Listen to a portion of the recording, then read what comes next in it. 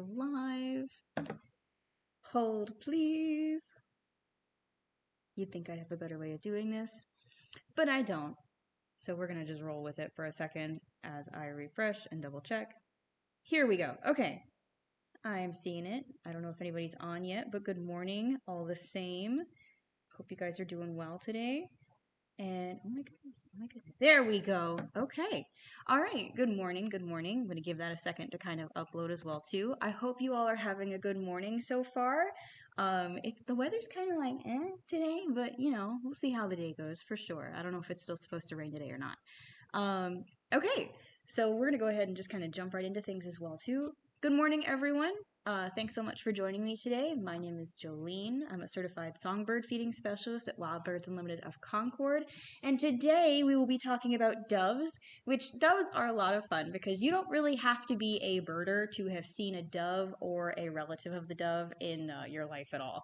These birds are very common in cities and other locations, so everybody can relate with the doves for sure too. So it'll be fun to talk about as well. One thing I'm going to mention too is today is actually Tim, the store owner. It's his birthday. So if you feel like dropping a comment to wish him happy birthday, he's going to be in and out of the store later. But if you happen to catch him, wish him a happy birthday today as well too. So if you guys have any questions during the presentation as well too, don't worry, I've got the comments up. So if you have any questions, just comment and I'll be able to look at that as well too. With that, we're going to go ahead and just jump right into it. Once again, I hope everybody's had a good morning so far, and I'm excited to talk about some doves today. So first off, compared to a lot of the other songbirds that we've spoken of before, who are in the order Passeriformes, which is your perching songbirds, doves are in the order Columbiformes and the family Columbidae, which literally just means doves and pigeons. And there's actually over 350 species of these birds, despite how many you've seen in your life. Usually we have primarily the mourning dove and the rock pigeon here as well. For the sake of this presentation, to make things a little bit easier, while I'm going to reference some other species of doves, especially in the identification, a lot of my discussion is going to center around the mourning dove specifically as well too. So because they're in the same family, quite a few things overlap, but there might be some slight differences because each species is a bit different as well too. So keep that stuff in mind as you kind of learn a little bit more about doves as well. All of these birds do prefer a more open habitat, so anywhere from grasslands to deserts and suburbs and cities. They'll take advantage of anything that's more open because that's where they prefer to forage and where they prefer to nest. Their average lifespan, especially for smaller doves, can be anywhere from 1.5 to 2.5 years. So they don't really live very long, usually due to predators and other outside conditions. However, if they make it past that first year hurdle, their lifespan does improve, like their chances of living longer improves exponentially. So that's always good for them as well too. The oldest recorded mourning dove as well was about 30 years old. So once they, again, make it past a certain threshold, they can live quite a long life as well too, which is always fun. So when it comes to identification, of course, mourning doves themselves are very distinct, so you can probably usually tell a mourning dove just by looking. But once again, I want to focus on the specific facts that make it a mourning dove. Overall, when it comes to their shape, you've got that smaller head compared to a larger body, and they have a longer tail as well too, with some shorter legs. In flight, you can also identify your mourning doves just because of their shape as well. They have more pointed wings in comparison to some other birds, and that tail is a lot longer and very pointed too. Certain other birds usually have notch tails, or they might have square tails as well, but because it's pointed like this, it's very distinct for them too. When looking at their coloration, these birds have more of a brown or gray plumage with some black spotting on the wings and the primaries. And on their cheeks, they do have a little black spot as well too. So they do have a lot of that differences there. And they also do have a blue eye ring. As you get closer, sometimes you look at your doves through like binoculars or anything, you do notice they have like a blue little eye ring that surrounds their eye as well. When it comes to the songs and the calls that they make, they primarily just have one. This should sound very iconic for quite a few of you.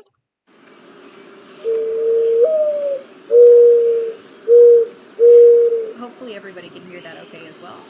But with this song, this is primarily what you'll hear through majority of the year. Usually it's the male that makes that noise. The female makes a more muted version of it. And you would say that that call almost sounds a little mournful, kind of like a bird is in mourning, even though it's not quite, which would be where the dove got its name for mourning dove as well, too. It's definitely because of its call. So not only do they make that noise throughout the day, and by the way, some people confuse that with an owl call, but it usually happens more often in the day, while owls will happen more often at night or in the evening or at dusk or dawn, basically. So one other noise that they make too is if you're ever caught unawares, sometimes this can surprise you quite as well. When one of the doves takes off, it sounds something like this.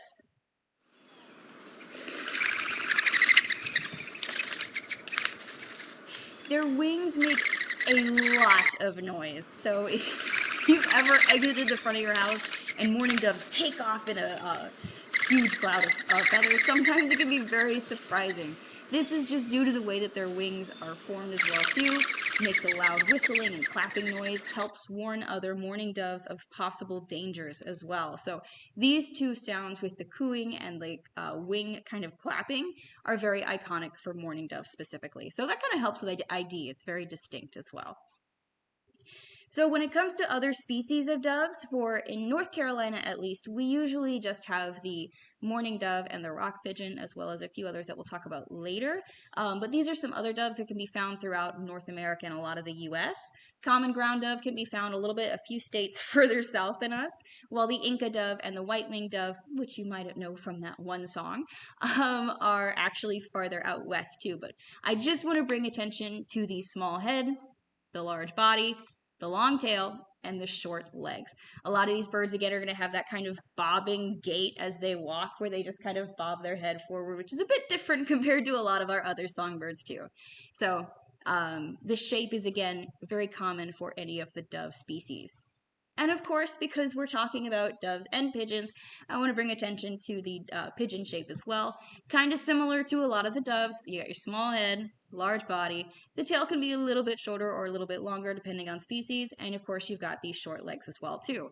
Once again, for North Carolina, we're really just going to have the rock pigeon, but the band-tailed pigeon can be found out west. And I did just want to show the similarities in shape there between pigeon species, because I think it's always good to know, and I never know who's going to be traveling anywhere, so it never hurts to kind of share those things too. Now, one thing I'm going to talk about a little bit is conservation of the pigeon and dove species, because you would think when you hear pigeons and doves, their numbers are plentiful, so this isn't actually something we'd need to worry about.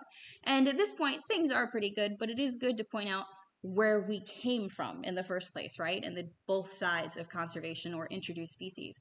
So back in 1914, the passenger pigeon, which was a very prevalent species of pigeon, basically the numbers were much higher than anything we've really seen today in regards to pigeons. The last individual died, and the species became extinct in 1914. This was due to a mix of overhunting and habitat loss, because at this point in time, we had just gotten like the transcontinental railroad. Transportation had become much more easier, much more efficient. So it was very easy for people to follow these large flocks of birds and basically overhunt to the point of almost extinction. What also happened too was, of course, while they were being overhunted, which reduced adult populations, many others were also destroying their nesting habitats as well. So not only could they not repopulate, but they couldn't keep up with the demand of overhunting as well too. So they eventually became extinct. The passenger pigeon, and you might have also heard of the Carolina parakeet, these are two species that went extinct over time due to overharvesting, essentially, were able to kind of bring attention to the fact that we do need conservation, and they were a lot of the birds that kind of set in place the movements to try and fix regulations and basically hunting regulations, harvesting regulations, so that we no longer lose such abundant species like this bird once was. So that is always something important to think about as well. And I don't know how many people have heard about the passenger pigeon, but when it comes to conservation, it's important to recognize what species kind of push that forward, right? So, on the absolute flip side, we've also had birds that were introduced to North America as well. The rock pigeon, which is again the pigeon that everybody thinks of when they think of pigeon, was actually introduced in the 1600s. So, it isn't actually a native bird. So, at this point in time, it's not protected by any laws in North America. So, this is honestly why a lot of people have rock pigeons as pets, because it's one of those birds that its natural native nesting habitat is not actually in North America here, at least in the United States. Other birds, like the Eurasian collared dove or the African collared dove, both of these birds were pet species that managed to be released, and their populations eventually became a feral species, so they basically went wild, and they were able to basically push across various places in the United States as well, too. So if you ever see any of your birds like this, once again, this is kind of an introduced species, very similar to the rock pigeon as well. Now, of course, rock pigeons have very mixed reviews depending on who you are and what your background is with pigeons. So, to each his own for sure. But I do want to give credit where credit is due really quick. The rock pigeon is also known as the homing pigeon. These are the birds that people race and have actually been used as carrier pigeons in World War I and World War II because they helped get vital information to Allied forces between various locations. They have fantastic navigation, much better than me, honestly. I can't find my way out of a paper bag. So these guys are able to use the Earth's magnetic fields, they're able to use sound, smell, location of the sun and the stars to figure out where it is that they need to go. So they are fantastic at utilizing pretty much all of these things. So that is impressive in its own right, for sure. Not only that, but these birds do have a variety of colorations. Obviously, on the right picture, that's the one that we're used to seeing them as, is that kind of gray, oh my goodness, gray brown look with the iridescent feathers on the head. But in regards to other rock pigeons, because again, there's been birds that have gone, they've either escaped or they've been released as pets, you've got a variety of plumages that have just kind of happened in the genetic pool on their own. So they've also got a variety of styles, which is also very beautiful as well. Not only that, but because these birds are so easy to keep and so easy to observe, the reason that we know how a lot of birds use navigation, especially during migration and things like that, is because of this species as well. So it's been very helpful moving forward with a lot of avian research and understanding. So you gotta give credit where credit is due, at least for the rock pigeon in that regard, because a lot of that wouldn't be possible without them too, which is really interesting. So when it comes to the diet of a lot of the pigeons and doves, these birds are primarily granivores, which means they eat a lot of grains and seeds. They'll usually either pluck it from the trees if the branches are wide enough, because they are not much for perching. Their legs don't, or their feet don't really do that. Or they'll forage a lot on the ground, which is commonly what a lot of people are used to seeing. You would think with how fast a mourning dove or other bird flies from eating a little bit and they fly off because somebody walked by, and then they come back and they eat a little bit and they fly off, that they would expend more energy than they're actually taking in, right?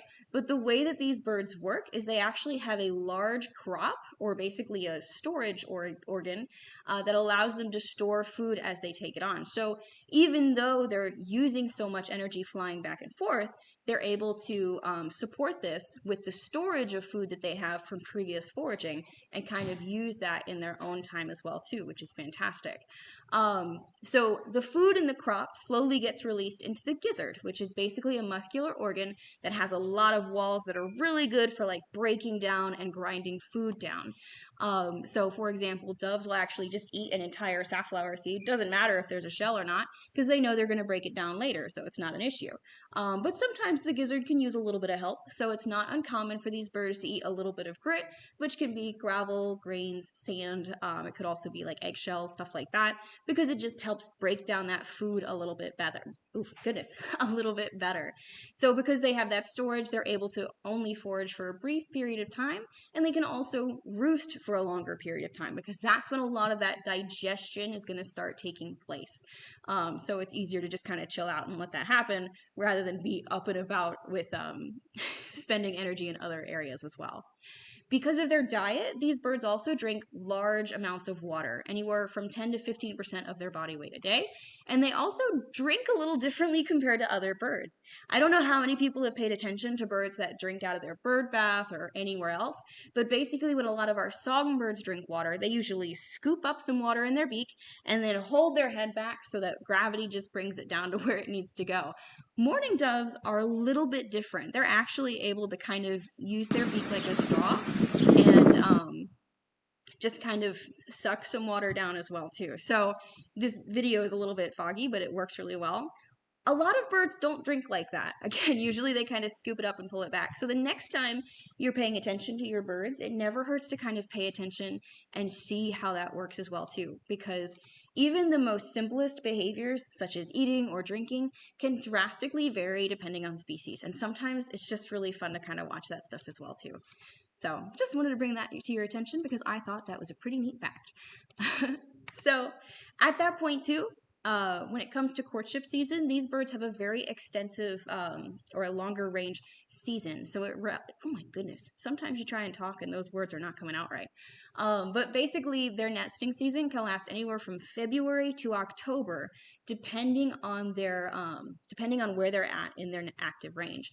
So if the weather is more temperate and doesn't have any drastic temperature changes, then they can have a longer nesting season. So that's why whenever you hear the cooing of a mourning dove, you know it's usually their breeding season still. So that's why you also hear them throughout most of the year. When it comes to displays, the males put on all the flair. They're going to be strutting around, they're going to puff out their feathers, and they're basically going to do a lot of display flights to attract the female's attention and to get a potential mate for that season. These birds are monogamous and may remain together for more than one season, but in the case of mourning doves, they're not necessarily mate for life kind of partner deals. They're very dedicated and they might rebond, but that's not always, it just depends on the pair. So if one does pass away, it's not that it is possible for the remaining of the pair to find another potential mate as well too. So when they are together, you will notice a lot of courtship behaviors, one of which that's pretty common is a lot of allopreening or just preening around the facial feathers and just in general. And it's very cute to be, all things to be considered as well too. So even though they might not be life partners, these birds are very dedicated at working together too. So the male is the one that chooses the nesting location, and he also provides the nesting material for the female, where in a lot of other species, you might have the female that does all the work, or she picks the nesting material as well. So when the male does provide the nesting material, he actually sits on the female's back and provides it to her that way. I double checked, and this is apparently common in quite a few different species of doves.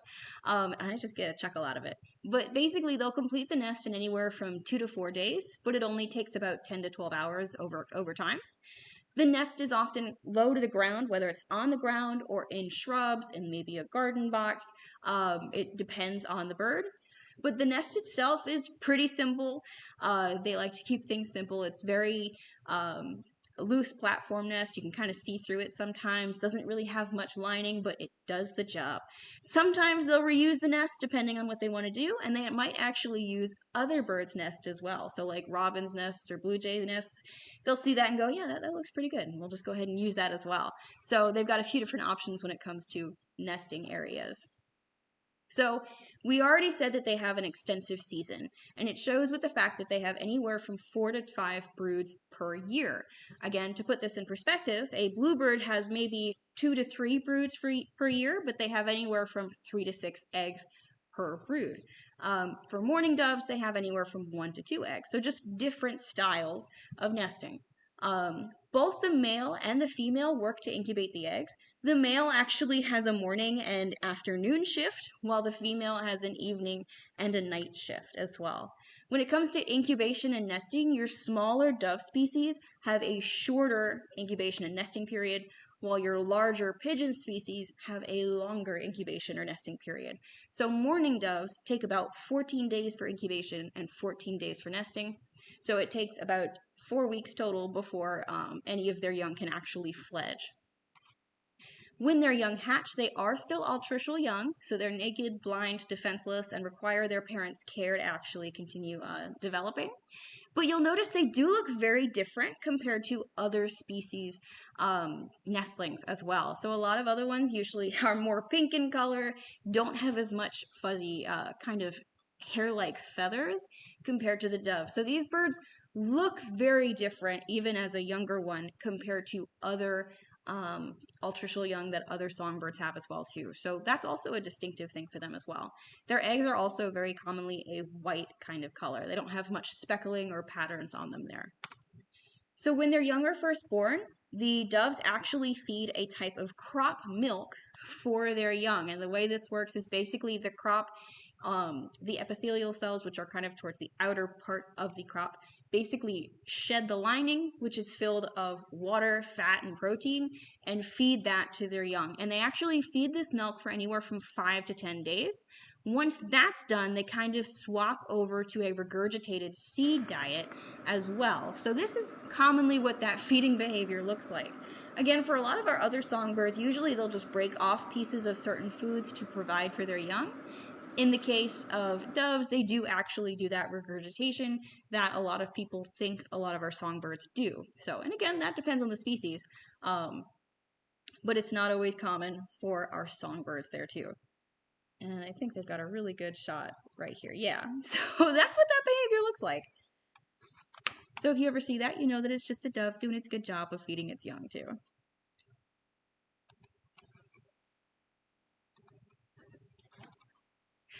All right. So when the young are ready to fledge, we'll look at the nestlings really quick first. You'll notice that a lot of the feather is still in the feather shaft. Once that shaft starts to break apart, that's when you're going to have a lot of the feather more exposed. So the more feathers that a younger bird has, the closer it is to its fledgling phase. So if you ever notice a fledgling kind of out on your porch or just out in the yard standing around there like, yeah, this is good, but it has most of its feathers, it could just be exploring, and that's a very common behavior for them. So as long as they're very bright and alert responsive, you should be fine. If you notice obvious injuries or it's immediate danger, then you'll kind of know that you have to intervene at that case. But with your mourning doves, the adults actually feed their young as old as 30 to 40 days. If anything happens to the parents, if the young are about 21 days old, they still can technically fend for themselves too. So the doves are just dedicated parents, which is always nice to see. The fledglings will roost around the nest for the first 1 to 2 nights. So as they kind of learn how to flap their wings and figure things out, they're going to stay closer to the nest. But over time, they'll start to get more comfortable and move farther away from that nest site as well too. Once they are fully fledged, they're going to join other flocks of immature doves who again look very similar to the parents. Maybe don't have that little black cheek mark, but they don't have completely all of the adult plumage because there is some iridescence that you can sometimes see on doves. And of course, you can notice the feathers look a little kind of frayed at the ends as well too because they've put in a lot of work at that point when we were nestling. So you're going to notice there's a little bit of that difference there, but they'll often travel with their sibling in these kinds of flocks as well too. And these birds are exceptionally social during their non-breeding season. So you're used to seeing large flocks of doves in the wintertime, but when it comes to nesting season, they definitely can get a little bit more punchy with some wing flaps here and there too. So like I said, because it's nesting season, please keep an eye out for any fledglings that might be on the way. If you notice that they seem to be bright and alert responsive and just kind of checking things out, chances are they're doing just fine and you're good to kind of leave them be. Parents are probably watching from somewhere and feeding them occasionally, but not as often as you think. But if you notice a bird that's kind of withdrawn and not just sleeping and not doing well, or there's obvious injury, then you want to contact a rehabber as well too, a wildlife rehabber. If you're not sure, contact them anyways before you choose to make any movements, because it could just be a fledgling that doesn't know what it's doing and taking its time figuring out as well too. So when it comes to attracting doves as well, of course, for a lot of people in an open habitat, it's pretty straightforward. But if you want to provide the things that doves really enjoy, here's how to do it. These birds are primarily ground feeders, like we mentioned, because their feet are not really made to perch like a lot of our songbirds.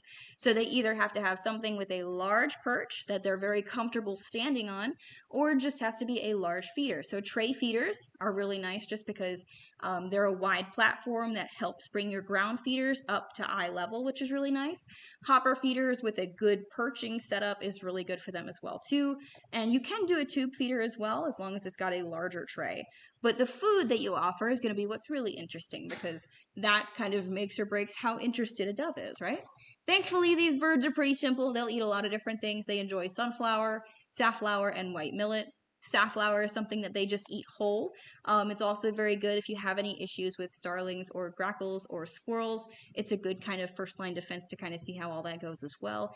Cardinals, house finches, chickadees, and titmice also really enjoy it.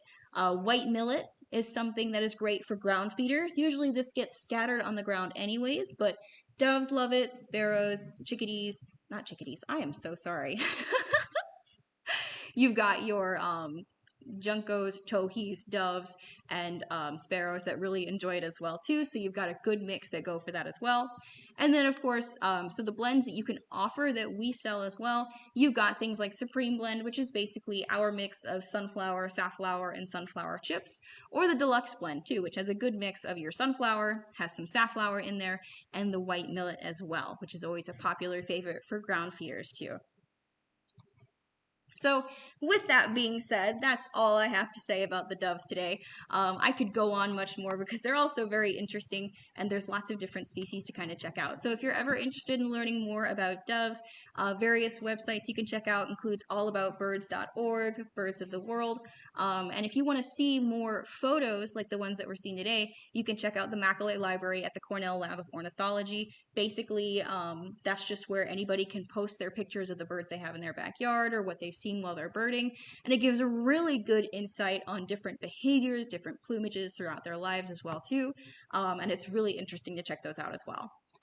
With that being said, thanks so much for joining me guys today. If any of you plan on shopping today in store, or if you want to make a phone order, we can do oh goodness, I have a coupon for you that's a $5 off $25 purchase or more. The coupon code is DOVE as well too, and that can be used today in store or through the phone order as well too.